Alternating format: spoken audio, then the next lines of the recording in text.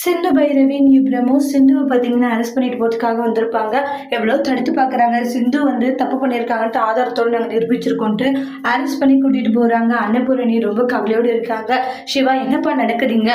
சிந்து arrest பண்ணி கூட்டிகிட்டு போகிறாங்க, ஆனால் நீ எதுவுமே பேசாதிருக்கியே, நீ பண்ணிட்டு இருக்கிறது ரொம்ப பெரிய தப்பு அப்படின்றத சொல்கிறாங்க.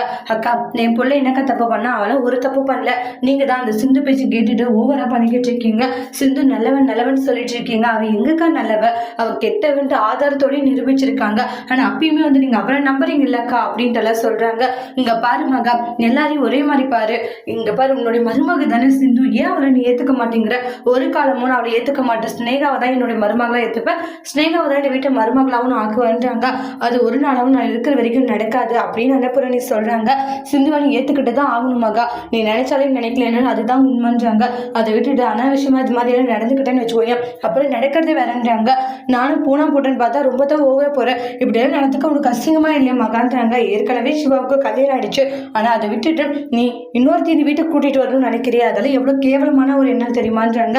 அக்கா, நீங்கள் கேவலம் நினச்சிக்கோங்க, இல்லை என்ன வேணுனாலும் நினச்சிக்கோங்க அக்கா. ஏன்னா எனக்கு ஸ்னேகா தான் முக்கியம். அதை சிந்து அவள் எனக்கு பட்டிக்காடு தேவையே இல்லைன்றாங்க. ஒரு நாள் இல்லை ஒரு நாள் நீங்கள் அவளை புரிஞ்சுட்டு நீங்கள் ரொம்ப கஷ்டப்பட போகிறீங்க. இப்படி ஒருத்தரையா நம்ம மழை போல நம்பணும் நீங்கள் ஃபீல் பண்ண தான் போகிறீங்கன்ட்டு மகா சொல்லிட்டு போகிறாங்க. அன்னபூரணிக்கு ரொம்பவே கஷ்டமாக இருக்குது. அதோட இந்த பிரமவை முடிச்சிருக்காங்க. தேங்க்யூ.